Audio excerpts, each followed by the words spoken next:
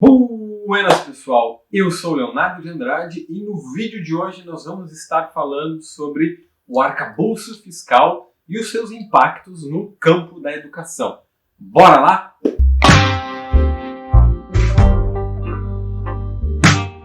Bueno, gente, eu acho que a primeira coisa que a gente precisa falar é sobre o arcabouço fiscal, ou calabouço fiscal, como a gente vem chamando, né? O arcabouço fiscal ele foi aprovado algumas semanas atrás com uma nova medida fiscal que visa substituir o teto de gastos. Agora, o que é um arcabouço fiscal? Um arcabouço fiscal é um conjunto de regras fiscais que visam controlar os gastos públicos e a forma como os gastos são colocados. Então, esse novo teto de gastos que a gente está chamando também, por quê? Porque ele não é tão diferente do teto de gastos, por exemplo, do governo do Michel Temer, né? Aquele teto de gastos que a gente viu ser aprovado de forma escandalosa, que colocava um gatilho de 20 anos para não ser aumentados os recursos da saúde, da educação, da segurança, por exemplo, e que permaneceu durante muito tempo nos últimos anos e tirou vários recursos das zonas sociais. Ele não é tão diferente disso, no entanto, agora ele é um outro teto de gastos proposto pelo governo vigente, né, proposto pelo ministro Fernando Haddad, que visa justamente fazer esse conjunto de regras para controlar os gastos públicos. E aí o arcabouço fiscal ele tem várias questões importantes ali nele para esse controle dos gastos públicos. Uma das questões fundamentais do arcabouço fiscal é que ele vai prejudicar vários investimentos em setores sociais, por exemplo, durante o seu tempo de vigência. Se os recursos da União, por exemplo, do PIB, eles variarem entre 0,6% e 2%, por exemplo, isso pode cortar até 50% dos investimentos feitos no sentido de investimentos sociais. Então a gente está falando, no caso de piso da enfermagem, no caso da área da saúde, no caso da área da educação. Então vários investimentos em programas sociais, em ministérios como o Ministério dos Direitos Humanos vão ficar seriamente prejudicados por conta desses gatilhos. E outras questões que acontecem no sentido do arcabouço fiscal é que, por exemplo, se houver uma variação muito grande nesses recursos, por exemplo, de 0,6% e 2% do PIB, pode congelar salário dos servidores públicos, né? Se não houver um crescimento grande do PIB que permita um investimento, isso vai congelar salário dos servidores públicos, isso congela investimentos na saúde, na segurança, na educação, isso cria um gatilho que impede a criação de novos concursos públicos. Então, mais ou menos do que está acontecendo na situação do arcabouço fiscal é o que a gente tem visto na situação do teto de gastos do Michel Temer. Ele é uma continuidade quase dessa política. Eu não sou um expert em finanças, né, um expert em mercado financeiro ou em medidas políticas sobre finanças, então eu não tenho como me adentrar totalmente nesse tema e explicar para vocês especificamente tudo que o arcabouço fiscal pode fazer. Mas você pode pesquisar sobre a temática. O que a gente vai falar aqui agora, explicado brevemente a questão do arcabouço fiscal, é como que o arcabouço fiscal impacta no campo da educação. Bora lá? Bom, a primeira questão que o arcabouço fiscal ele impacta é o Fundeb, que é o Fundo de Manutenção e Desenvolvimento para a Educação Básica, né?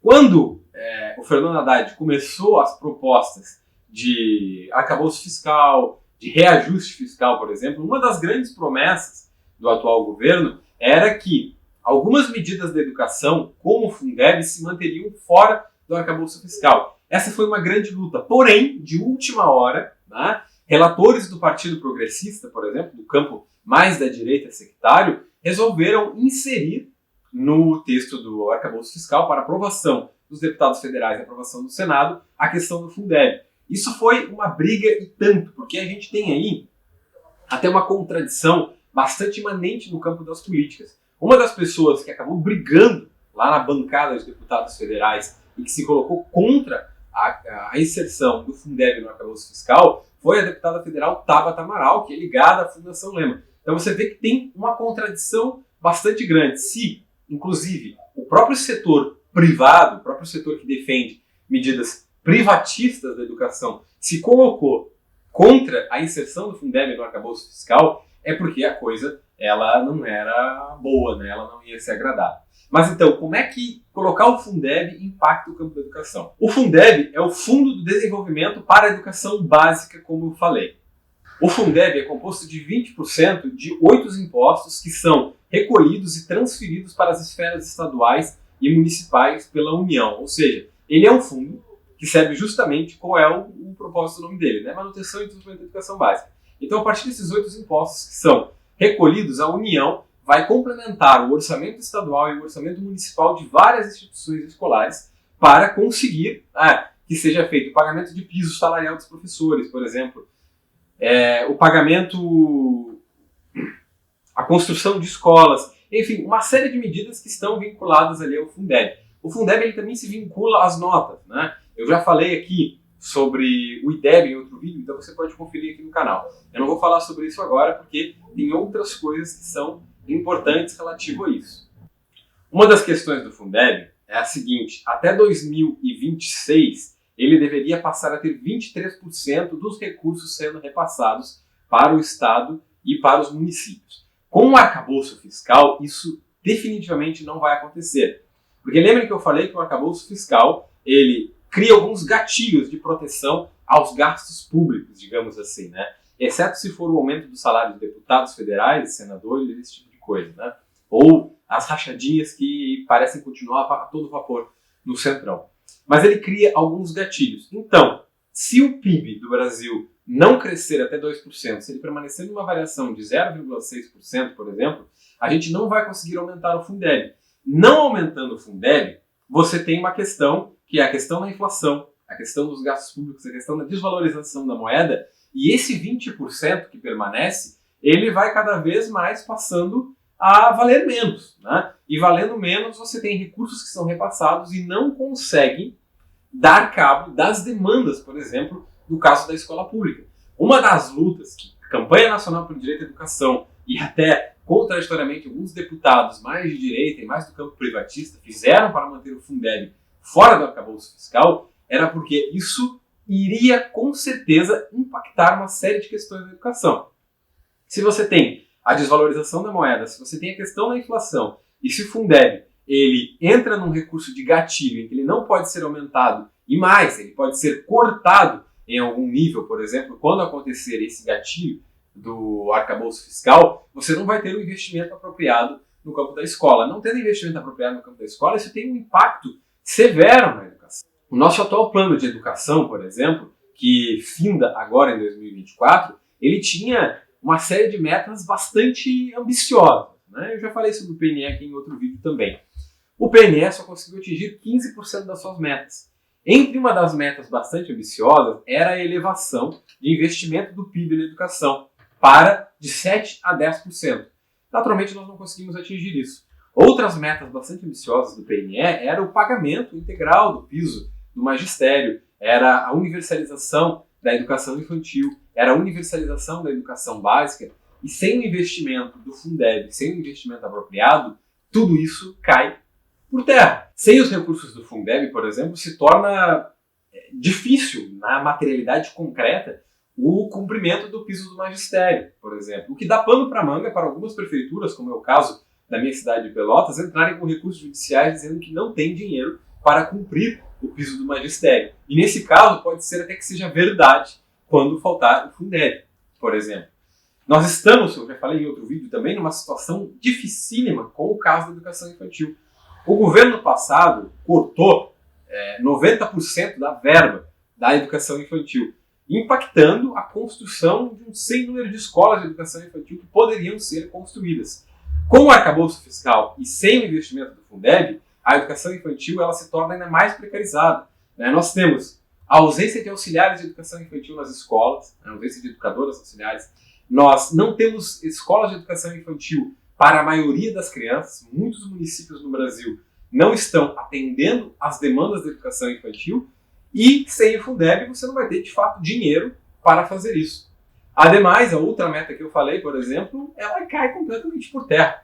Com o arcabouço fiscal e o Fundeb inserido no arcabouço fiscal, a gente não consegue aumentar os investimentos na educação, o que é algo extremamente necessário para que a gente alcance uma educação de qualidade.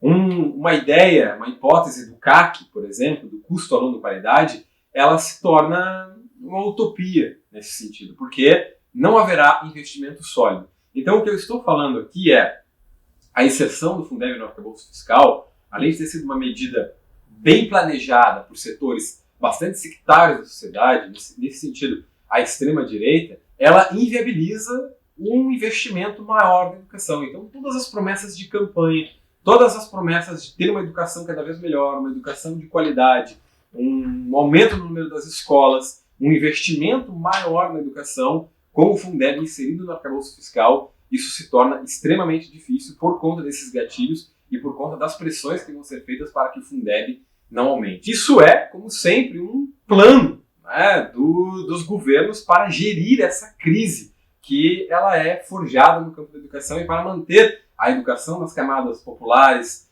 das pessoas em vulnerabilidade social, do povo que realmente precisa de educação, cada vez mais precarizada e cada vez mais sucateada, sem escola, sem pagamento de servidores, sem novos contratos de servidores, sem novos concursos públicos de servidores. Tudo isso por conta de um fundo que é extremamente importante, que acabou dentro do calabouço fiscal, como chama. Ademais, o Fundeb estar dentro do arcabouço fiscal nos impele para uma outra discussão que é importante. Como eu falei, o Plano Nacional de Educação ele está findando. Em 2024, ano que vem, este plano ele chega ao fim e nós precisaremos, enquanto sociedade civil, ter uma discussão com a sociedade política sobre um novo Plano Nacional de Educação. O Plano Nacional de Educação que está vigente, ele não foi fácil de elaborar, ele levou 2, 3, 4 anos para a sua elaboração. Houve muitas discussões entre setores da sociedade civil, setores políticos, coletivos de luta, órgãos sociais, organizações e movimentos de luta para que o PNE, na sua materialidade que está, ele virasse um plano. E ele acabou ficando no papel. E nós vamos precisar debater sobre um novo plano. Como é que nós vamos debater sobre um novo plano que trate de uma educação de qualidade, do cumprimento do piso do magistério de servidores, de mais contratação de servidores, de professores bem formados, do aumento de investimento, da utilização do CAC, por exemplo, quando o Fundeb estiver preso dentro do arcabouço fiscal? Fica essa a pergunta para a gente encerrar o vídeo.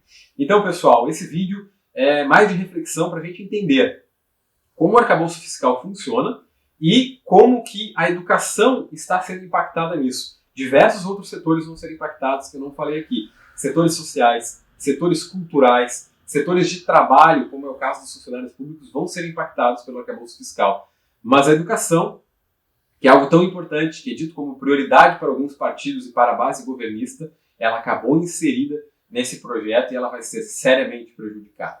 Esse foi o vídeo dessa semana. Se você gostou, deixa o gostei aqui embaixo, se inscreve no canal, ativa o sininho para receber notificações.